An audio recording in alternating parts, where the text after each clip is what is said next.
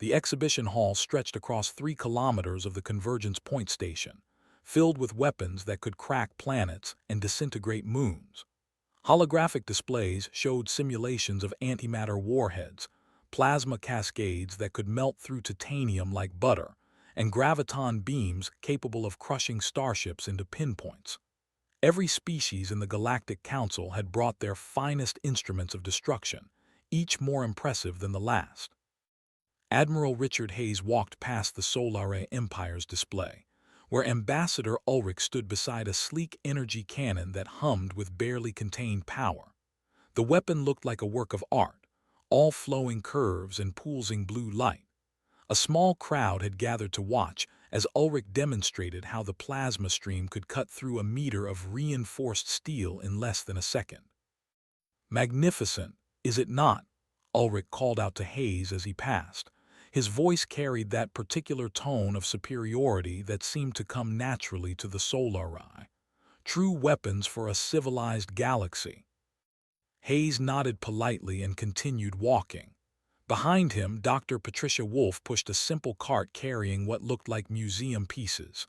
A few rifles, some cylindrical objects that could have been anything, a metal rod with copper coils wrapped around it. Nothing glowed, nothing hummed, nothing looked remotely impressive. They reached Earth's designated display area, a modest corner that seemed almost insulting compared to the grand showcases other species had erected. Wolfe began setting up their equipment with practiced efficiency, while Hayes reviewed the schedule on his datapad. "They are starring," Wolfe said quietly, not looking up from her work. "Let them stare," Hayes replied. A booming laugh echoed across the hall. General Vathan of the Draxan Collective strode toward them, his crimson scales catching the light. Behind him came a delegation of Draxan warriors, each one built like a walking tank. The Draxans had brought graviton disruptors, weapons that could create localized gravity wells strong enough to compress anything into a singularity. "This is what Earth brings to the exhibition," Vathan's voice rumbled with amusement. "I have seen children with more threatening toys." Several nearby species stopped to watch. A few started recording. Hayes could feel the weight of dozens of eyes on them now. "Our weapons are functional and efficient," Wolfe said calmly, adjusting a rifle on its stand. "Functional?" Vathan picked up one of the rifles, examining it like an archaeologist studying ancient bones. "This uses chemical propulsion." "Chemical? Do you know what year this is?" He set it down with exaggerated care, as if it might crumble to dust. "The Draxan Collective abandoned such primitive technology 3,000 years ago." More species gathered now. A representative from the Quellan species, Chancellor Murren, approached with her aide, a young officer named Lyra. The Quellans were known for their scientific minds and diplomatic nature. Murren's expression showed polite curiosity rather than mockery, but even she seemed puzzled. "Admiral Hayes," Murren said carefully, "I mean no offense, but the Council session tomorrow will discuss standardizing military technology across allied species. Are these truly the weapon systems Earth wishes to present?" "They are," Hayes said simply. Ulrich had joined the growing crowd now. "Perhaps Earth requires assistance. The Solari have developed training programs for less advanced species. We could help you understand proper weapons technology." "We understand our technology perfectly," Wolfe said. Her voice remained level, professional, but Hayes could hear the edge beneath it. "Then you understand you have brought relics to a showcase of modern warfare," Vathan said. He turned to address the crowd. "Look at this. Kinetic projectiles, explosive compounds. It is like watching evolution run backward." Laughter rippled through the gathered aliens. Some species tried to hide their amusement behind polite coughs. Others did not bother. Hayes watched them all carefully, noting which species laughed the loudest and which remained silent. A Draxan warrior picked up one of the cylindrical objects, turning it over in his massive hands. "What is this supposed to be?" "Put that down," Wolfe said sharply. "Why will it break?" The warrior tossed it from hand to hand. So fragile, so primitive. It is a fragmentation grenade, Wolf explained. And if you continue handling it carelessly, you will discover exactly how primitive it is when it removes your hands. The warrior dropped it back onto the cart hastily. More laughter from the crowd. Vathan raised his arms, calling for attention. I propose a demonstration. Let us have a proper comparison. The Draxan Collective challenges Earth to show us what these ancient weapons can do against real military technology. The crowd murmured with interest. Hayes could see where this was going. Vathan wanted to humiliate Earth in front of the entire council. A public demonstration of superiority disguised as friendly competition. The council has not authorized live-fire demonstrations, Murrin said carefully. Then authorize one, Vathan's voice boomed. What better way to show the necessity of technological advancement? Let Earth demonstrate their weapons, and let us show them what real power looks like. It will be educational for everyone. Several species voiced their agreement. The idea was spreading quickly through the crowd. Hayes could already see the political machinery turning. This would happen whether he agreed or not.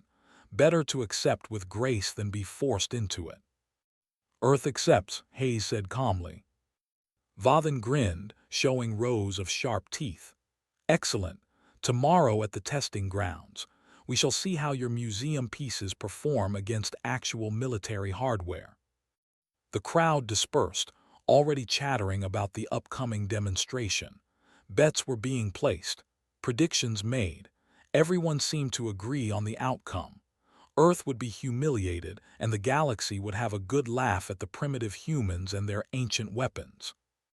Wolf waited until they were alone before speaking. They have no idea what they just agreed to. Hayes allowed himself a small smile. No, they do not.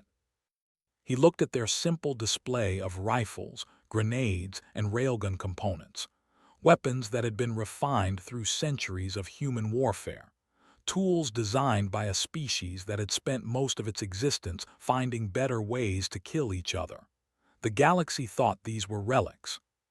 Tomorrow, they would learn the difference between outdated and underestimated. Testing Zone Gamma 7 hung in the void between two dead planets, a massive asteroid field that had been cleared and converted into the galaxy's premier weapons testing facility. Target drones floated in designated patterns. Armored plates hung suspended by gravity anchors, and shield generators created protective barriers at various distances. The observation deck orbited safely above, protected by enough defensive systems to withstand a supernova. Every seat was filled. What had started as a small demonstration had become the main event of the entire exhibition. Representatives from 47 different species crowded the viewing platforms, and another 100 watched through remote feeds. The betting pools had grown substantial. Current odds placed Earth's chances of impressing anyone at approximately 3,000 to 1. Vathan stood at the primary display console, his scales gleaming under the station's artificial lights. The Draxan Collective shall demonstrate first. Watch and learn what true power means. 3 Draxan warships descended into the testing zone, each one bristling with graviton disruptors. They moved into formation with military precision, their dark hulls absorbing light like predatory shadows. The first target was a decommissioned freighter, standard civilian construction, nothing special. Vathan gave the signal. The lead Draxan ship fired. The graviton beam hit the freighter dead center. For a moment, nothing seemed to happen. Then the ship began to fold in on itself, metal screaming as gravity compressed it. Within 10 seconds, the entire freighter had collapsed into a sphere no larger than a basketball. The sphere hung in space for a moment before the graviton field released it, letting the compressed mass drift away. The observation deck erupted in applause. Species that had no hands found other ways to show appreciation. The display was undeniably impressive. Target eliminated, Vathan announced proudly. Total time 10 seconds. Energy expenditure minimal, no debris field to clean up. The Solari went next. Ulrich activated their plasma cascade cannons from a distance, maintaining the safe superiority his people preferred. The plasma stream hit an armored satellite and simply erased it. The metal did not melt or explode. It vaporized instantly, leaving nothing but ionized particles that dispersed into space. More applause, more impressed murmuring.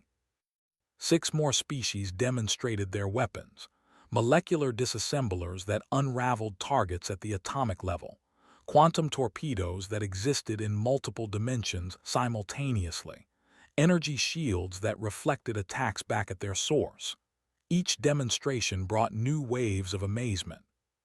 Then it was Earth's turn. Hayes and Wolf descended to the testing zone in a small human shuttle. No impressive warship, no formation of military vessels, just one small craft that looked like it had been pulled from a scrapyard. "This should be entertaining," someone said in the observation deck. Laughter followed. Wolf set up their first weapon, a railgun mounted on a stabilizing platform. It looked like a simple metal tube with some electromagnetic coils. No glowing energy, no exotic particles, just basic physics that any first-year engineering student could understand. "Target designated," Wolf's voice came through the communications system. She sounded completely calm, almost bored. The railgun fired. The observation deck expected noise, flash, something dramatic. Instead, there was just a brief pulse of electromagnetic energy. A tungsten rod, no larger than a pencil, left the railgun at a significant fraction of light speed. It hit the first armored plate and punched straight through, then through the second plate, and the third. The projectile kept going, passing through 5 separate layers of reinforced armor before its energy finally dissipated. The observation deck fell quiet. "Kinetic energy weapon," Wolf explained. "Simple mass and velocity. The armor cannot adapt because there is nothing to adapt to. It is just metal moving very fast." "Lucky shot," Vathan muttered, but his voice lacked its earlier confidence. Hayes activated the next demonstration. "Dr. Wolf, the thermobaric device, please." Wolf loaded a missile into a simple launch tube. The missile looked ancient by galactic standards, basically a metal cylinder with fins. It launched with a chemical rocket, leaving a visible exhaust trail.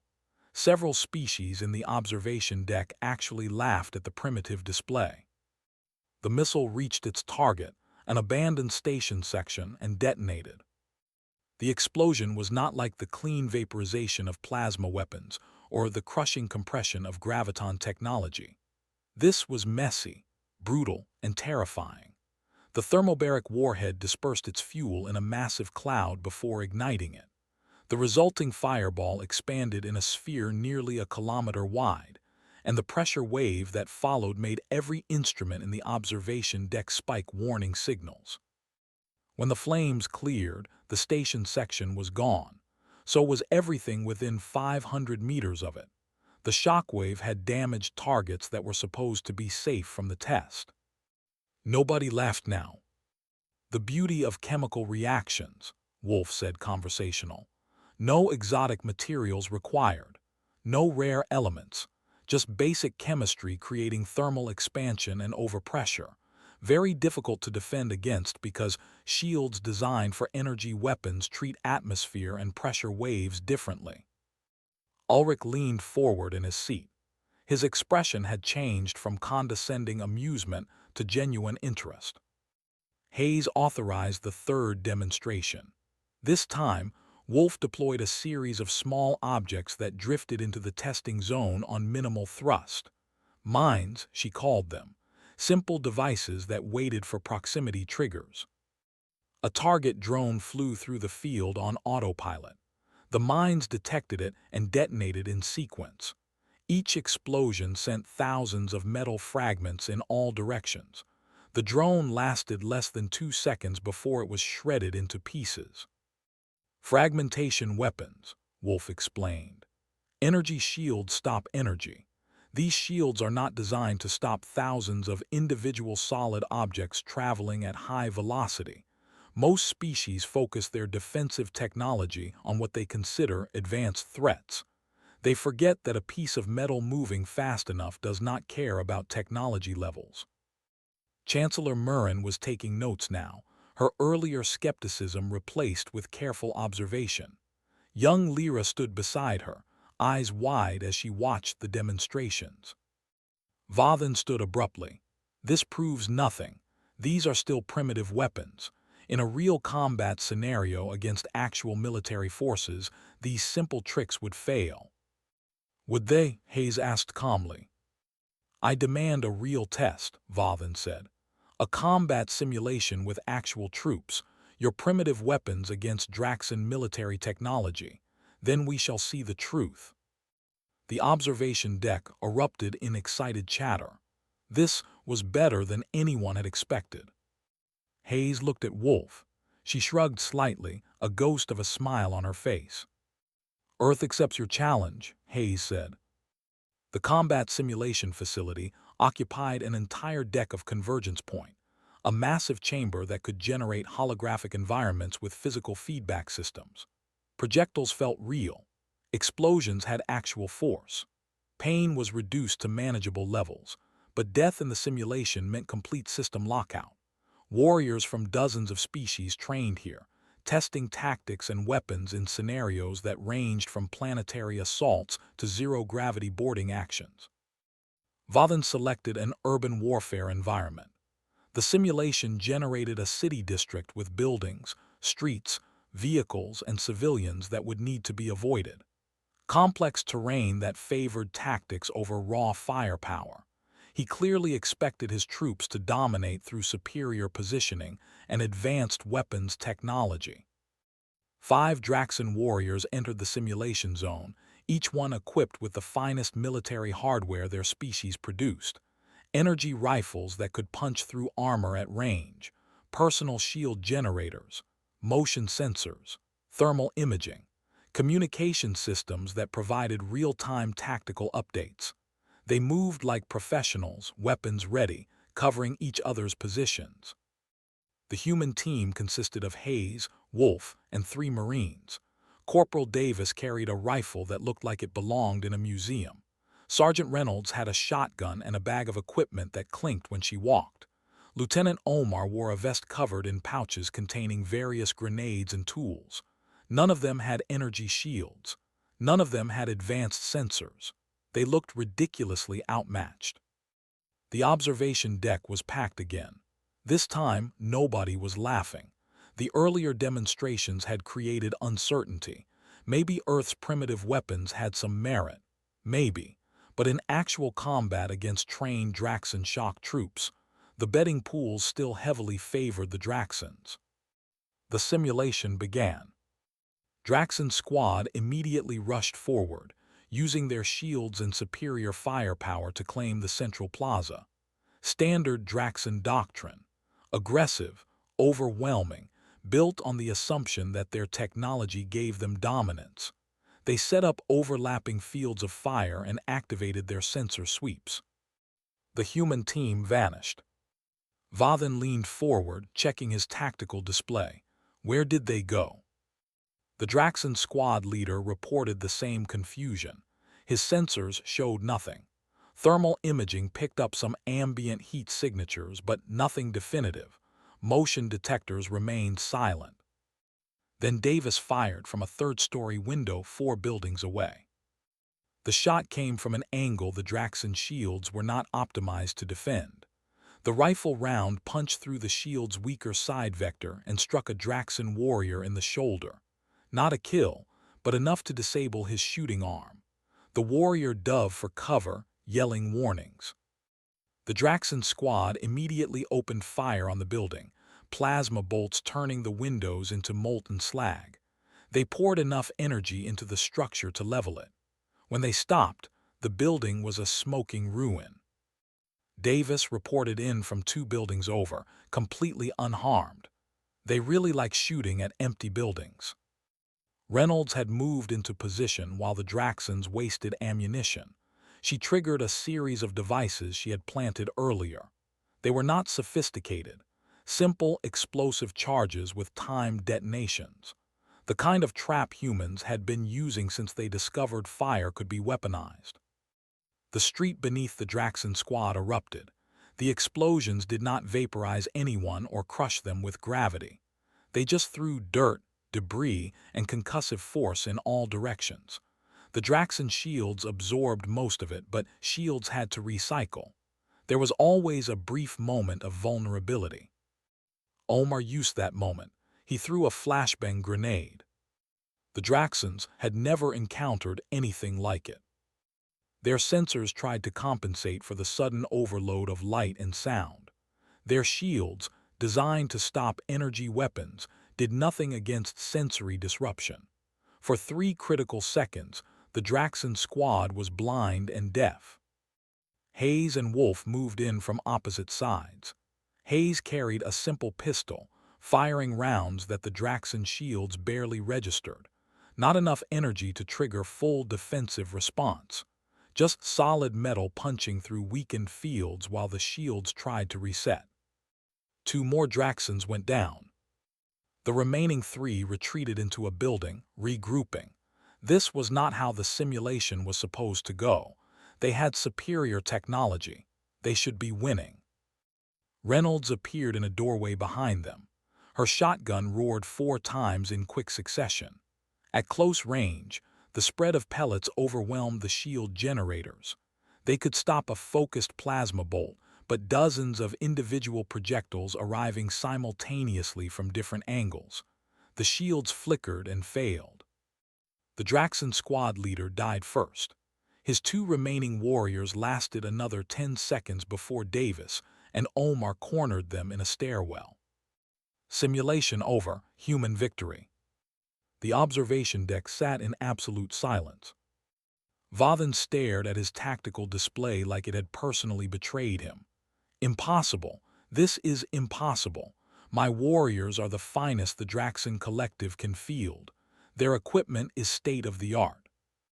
Your warriors are excellent, Hayes agreed. But they fight like every battle will be the same, like superior technology guarantees victory. Wolf was reviewing the combat data. Your shields are designed to stop energy weapons. They assume threats will be high-energy, focused attacks. Our weapons operate on different principles. Kinetic energy, chemical reactions, sensory overload. Your technology did not fail. It simply was not designed to counter what we brought. And your tactics, Murren said from the observation deck. She had been silent throughout the entire simulation, but now her voice carried across the chamber. You did not try to match their firepower. You avoided direct confrontation, used the environment, attacked from unexpected angles. You fought as if you were weaker. We were weaker, Reynolds said, checking her shotgun's ammunition count out of habit even though the simulation was over. 5 humans with basic weapons against 5 Draxon warriors with advanced technology. So we fought smart instead of fighting fair. Davis grinned. Fair fights are for people who want to lose. Vathan stood abruptly. One simulation proves nothing. I demand a rematch, different terrain, different conditions. Before Hayes could respond, alarms began blaring throughout Convergence Point. The lights shifted to emergency red. Every screen in the facility switched to priority channels. Chancellor Murren's datapad lit up with urgent messages. Her expression shifted from curiosity to horror. We have a situation, a major situation. The main display activated, showing a star map. Red icons were spreading across it like a plague, each one representing an attack in progress.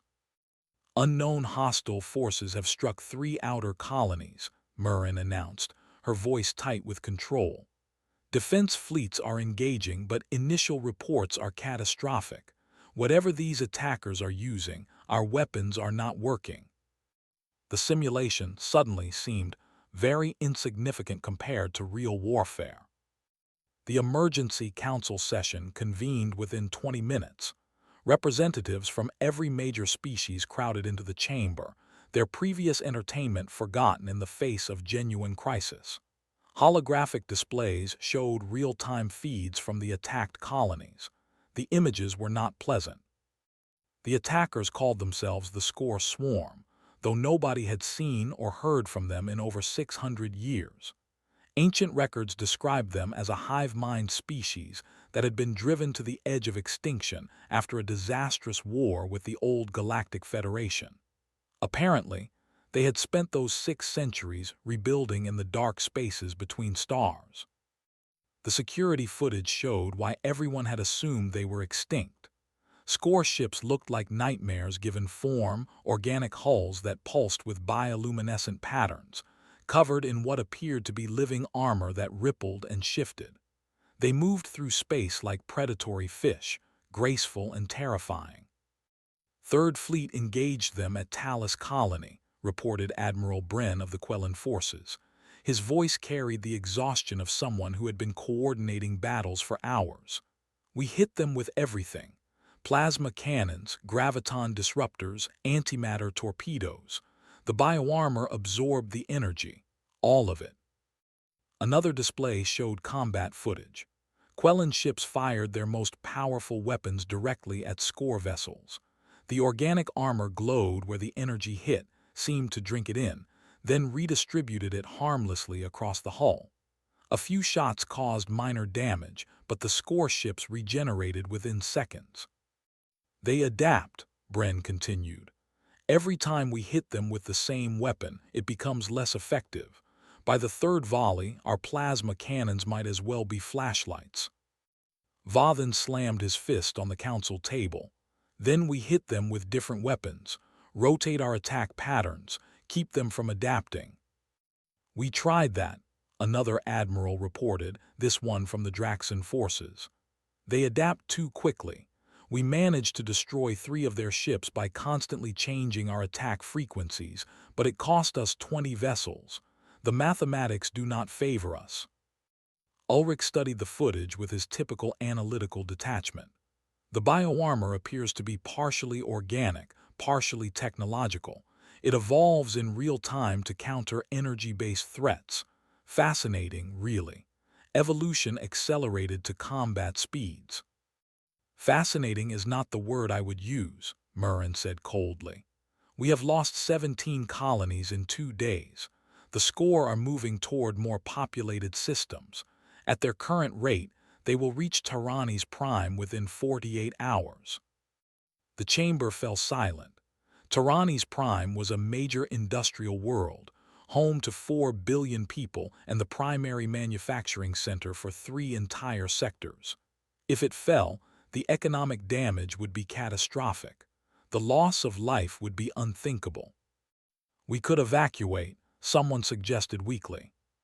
4 billion people in 48 hours, Bren shook his head. We do not have enough ships, we do not have enough time. Hayes had been listening quietly from Earth's observer position. Now he spoke. What about kinetic weapons? The chamber turned to look at him. Several species seemed to have forgotten humans were even present. Kinetic weapons, Ulrich repeated the words like they were foreign. You mean your primitive projectile technology? I mean mass and velocity, Hayes clarified. The Score bioarmor adapts to energy. Does it adapt to being hit with solid objects? Bren pulled up more combat footage, scanning through it. We used some missile systems, standard explosive warheads. They had minimal effect, but, he paused, rewinding the footage. Here, a Draxan ship had a malfunction, ejected a damaged plasma coil. The debris hit a Score vessel at high velocity. The impact caused significant structural damage. Because there was nothing to adapt to, Wolf said, moving closer to examine the footage. Armor can evolve to dissipate energy, but kinetic force is just physics. Newton's laws do not care about biology or technology. Vathan leaned back in his chair, his earlier hostility replaced with thoughtful consideration. The Draxan Collective maintained some ballistic missile systems, older designs but functional. We could deploy them. The Solari abandoned such weapons centuries ago, Ulrich admitted. We would need time to manufacture new systems. Time we do not have, Murren said. She looked at Hayes directly. Admiral, Earth still maintains kinetic weapons as a primary military technology, correct? Correct. Railguns, missiles, torpedoes, and various projectile systems. We never saw the need to completely abandon them. Because you never had the resources to develop better weapons, someone muttered. Hayes smiled slightly. Or because we understood that different situations require different tools. We did not assume that more advanced automatically meant more effective. Murren made her decision. Earth is offering military assistance. We are.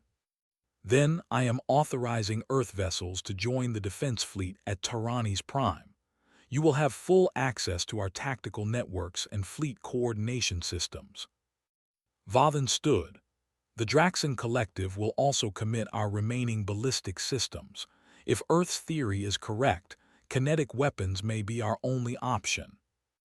Other species began volunteering resources, ships, materials, manufacturing capacity.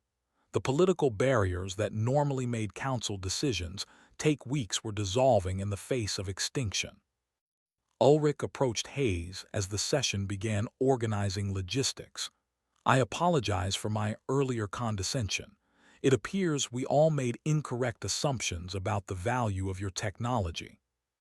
Apology accepted, Hayes said, but save your gratitude until we see if this actually works.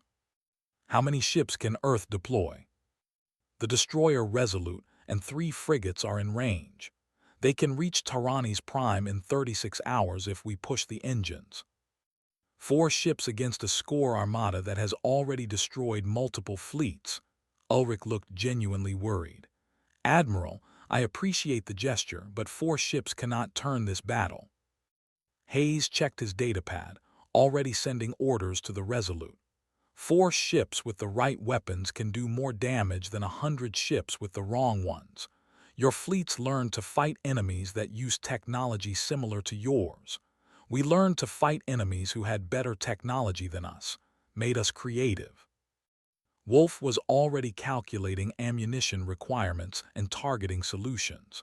We have approximately 48 hours to save 4 billion people. I suggest we stop debating and start moving. The council chamber erupted into organized chaos as species that had been competing in weapons exhibitions days ago now coordinated for survival. Hayes watched the tactical displays, seeing score ships advancing steadily toward Tarani's Prime. 48 hours to prove that sometimes the old ways survived because they worked. The Tarani's Prime system looked like a graveyard. Debris from destroyed ships drifted in expanding clouds, still glowing from recent impacts. The defense fleet had tried to hold the line at the outer planets, buying time for evacuation efforts. They had failed. Score vessels moved through the wreckage like sharks, their bioarmor poolsing with absorbed energy from the weapons that had tried to stop them. Destroyer Resolute dropped out of faster-than-light travel with 3 frigates in formation. The human ships looked tiny compared to the massive Quellan battleships or the sleek Solari cruisers. They looked even smaller compared to the Score Capital ships, which resembled mobile asteroids covered in writhing organic plating. Tactical report, Hayes ordered from the Resolute's command center. Lieutenant Commander Park read from her console. Counting 347 score vessels of various sizes, the defense fleet has been reduced to 73 operational ships. They are falling back toward Tarani's Prime's inner orbit, trying to protect the evacuation transports. Energy weapons effectiveness declining rapidly. The score adapt within minutes of first contact. Admiral Bren reports his plasma cannons are now operating at 12% efficiency. Hayes studied the tactical display. The score were not rushing. They did not need to. They knew the Council fleet was running out of options. Open a channel to all Allied ships. Include the score in the transmission. Sir, you heard me. Let everyone listen. The communication officer activated the channel.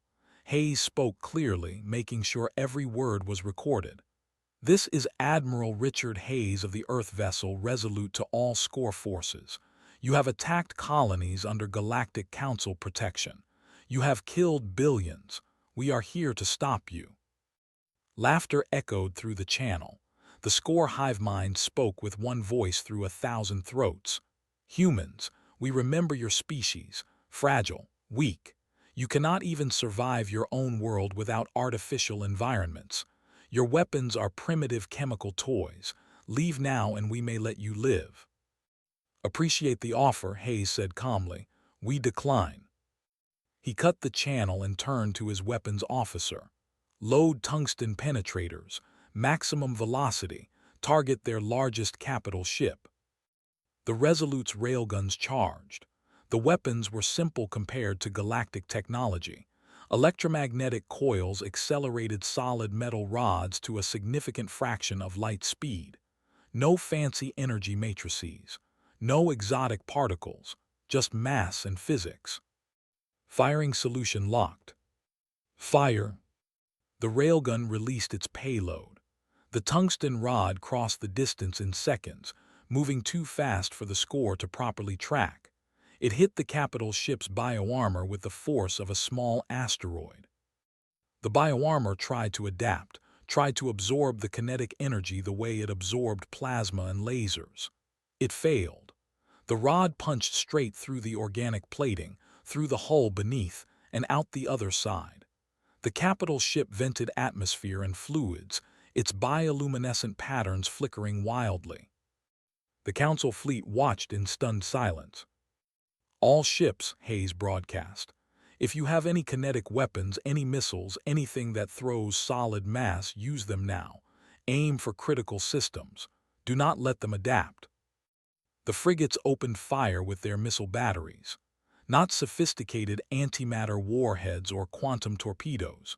Just old-fashioned explosives wrapped around metal casings, propelled by chemical rockets. They looked ridiculous flying alongside the elegant energy weapons the Council preferred. They were devastatingly effective. The score bioarmor could not evolve fast enough to counter simple kinetic impact. Missiles slammed into score vessels, and this time the explosions actually mattered. Hull plates cracked. Internal systems ruptured. Ships that had shrugged off plasma bombardment died to weapons humanity had been using since they first learned to throw rocks. Vathan's voice came through on the command channel. "Draxan forces engaging with ballistic systems. Hayes, you magnificent primitive, it is working." The battle turned. Ships that had been retreating suddenly found new tactics. A Quellan cruiser began using its point defense railguns, originally designed to shoot down incoming missiles, as offensive weapons. The small tungsten pellets might not destroy a score ship individually, but thousands of them created a wall of kinetic death that no amount of bioarmor could prevent. The score tried to adapt their tactics. They closed range, attempting to board Allied vessels. Huge mistake. Humans had been fighting boarding actions since naval warfare began. Reynolds and her Marines were waiting. The first score boarding party encountered doors that had been rigged with shaped charges. The kind of trap that had worked in urban warfare on Earth for centuries. Worked just as well in a spaceship corridor. The survivors met Davis with a shotgun loaded with tungsten pellets and Omar with grenades that filled passages with razor-sharp fragments. "Boarding repelled," Reynolds reported, sounding almost disappointed it had not been more challenging. The score capital ship that had been hit first tried to retreat. Hayes would not allow it. "Deploy nuclear option." Wolf hesitated. "Admiral, we are in close formation with Allied ships. Nuclear detonation will disrupt everyone's sensors." "That is acceptable, fire." The Resolute launched a missile that looked ancient by any standard. Fission warhead, chemical rocket, technology that predated human spaceflight. It crossed the distance and detonated against the score capital ship's hull. The bioarmor tried desperately to absorb the thermal energy and radiation. It succeeded for approximately 1 second before the sheer heat and pressure overwhelmed its adaptive capacity. The organic plating flash vaporized, exposing the vulnerable ship beneath to hard vacuum and radiation. The capital ship broke apart, its bioluminescent patterns dying in the dark. Score forces began to scatter. They had adapted to energy weapons through 600 years of preparation. They had no answer for weapons they had dismissed as too primitive to matter. All ships pursuit pattern Gamma, Hayes ordered. Do not let them regroup. Do not give them time to evolve new defenses. Hit them hard and hit them now. The combined fleet surged forward, Quellan ships using railguns, Draxan vessels launching ballistic missiles, Solari cruisers that had hastily retrofit torpedo tubes with simple chemical propellant systems, every species using weapons they had considered obsolete.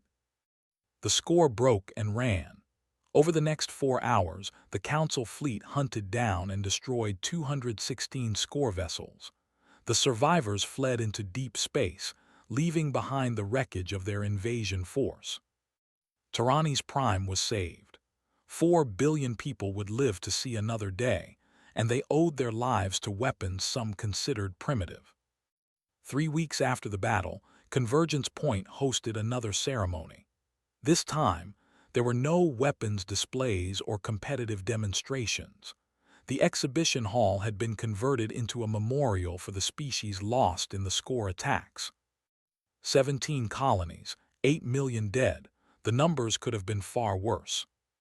The council chambers were packed for the formal recognition ceremony. Every seat filled, every species represented.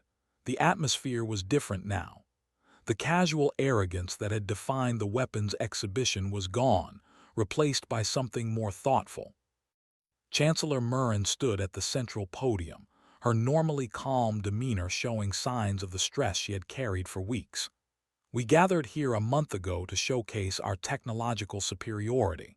We competed to demonstrate which species had developed the most advanced weapons. We laughed at those we considered primitive. She paused, letting the weight of those words settle. Then reality reminded us that advancement is not the same as effectiveness, that thousands of years of technological development mean nothing if we become inflexible in our thinking. Murren gestured to the tactical displays showing battle recordings. Earth saved us with weapons we had discarded as obsolete. They succeeded where our most advanced technology failed, not because their weapons were better, but because they were different. The score had prepared for everything we might throw at them. They had not prepared for someone to throw rocks. Polite laughter rippled through the chamber.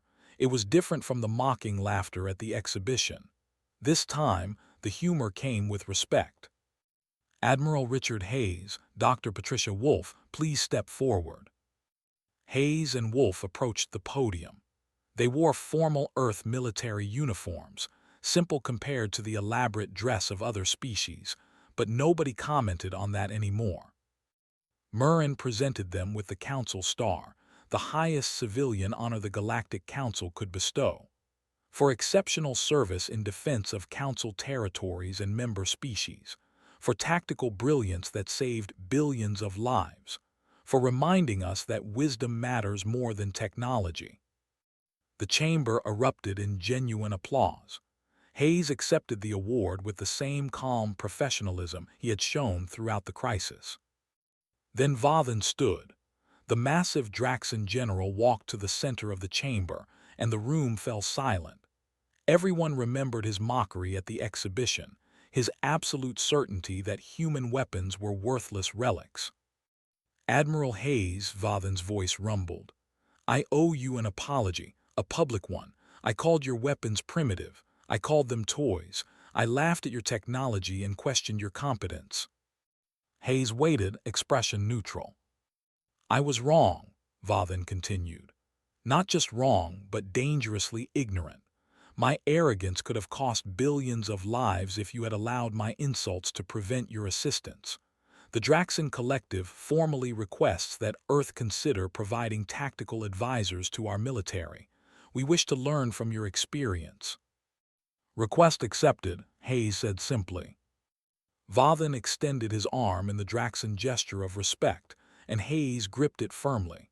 The chamber applauded again. Ulrich was next. The Solare ambassador approached with considerably more humility than he had shown at the exhibition. The Solare Empire offers Earth a technology-sharing agreement. We can provide advancements in power generation, medical technology, and materials science. In exchange, we hope to learn your tactical doctrines and weapons philosophy. Wolf answered this time. We will share tactical knowledge freely. It saved lives. As for technology sharing, we appreciate the offer but will need to review what actually benefits our defensive needs. Sometimes the best tools are the ones you already understand completely. Ulrich nodded, accepting the measured response without complaint. Admiral Bren of the Quellan forces approached Hayes privately after the formal ceremony ended. We are establishing a new Council Security Committee. Earth has been offered a permanent seat. The position comes with full voting rights on military policy and defensive strategy. Earth accepts. There is another matter. Bren lowered his voice. The young officer, Lyra, she has requested permission to study at Earth's military academy. She wants to understand how your species thinks about warfare. Hayes smiled slightly. We would be honored to host her. The next few hours involved countless meetings, discussions of military partnerships, and requests from various species wanting to purchase or license Earth's weapons technology. Hayes handled it all with patience, never gloating, never condescending. Later, in a quieter corner of the station, Hayes found Wolf reviewing technical data on her datapad. They still do not fully understand, Wolf said without looking up. They think we won because kinetic weapons are some secret advantage they missed. They are already trying to categorize it, systematize it, turn it into doctrine. Let them, Hayes said. If it makes them think more flexibly, question their assumptions, that is good enough. The score will adapt eventually. Bioarmor that can handle kinetic impacts. Ships designed to deflect or absorb projectile weapons. Probably, then we will have to think of something else. That is what we do. Adapt. Improvise. Humans spent our entire history fighting enemies with better technology, made us creative. Wolf finally looked up from her datapad. Do you think they learned the real lesson? Some did. Murin understands. Vathan is starting to. Even Ulrich seems more thoughtful. Others will just add kinetic weapons to their arsenal and assume that is enough. Hayes shrugged. We cannot force wisdom. We can only offer it and hope some people listen. A commotion at the main entrance drew their attention. A delegation from the Corvan species had just arrived, their ship fresh from a distant sector. The Corvan representative was loud, dismissive, and clearly unaware of recent events. Humans? The Corvan ambassador laughed, looking at Earth's modest delegation. Why are primitives allowed in council chambers? Look at their ships. Look at their equipment. This is a joke. Vathan and Hayes exchanged glances. The Draxan general smiled, showing teeth. Perhaps you would like to see a demonstration. Hayes allowed himself a small smile. The testing grounds are available. This I must see, the Corvan said, still laughing. Wolf closed her datapad. Some people require personal experience before they learn. Then we will provide it, Hayes said, again. As they walked toward the testing grounds, followed by an increasingly curious crowd, Hayes reflected on how much had changed in 3 weeks. The galaxy no longer dismissed Earth's technology as primitive. They no longer assumed advancement meant superiority. They had learned, at terrible cost, that effectiveness mattered more than sophistication. Some lessons required blood to teach, but once learned, they tended to stick.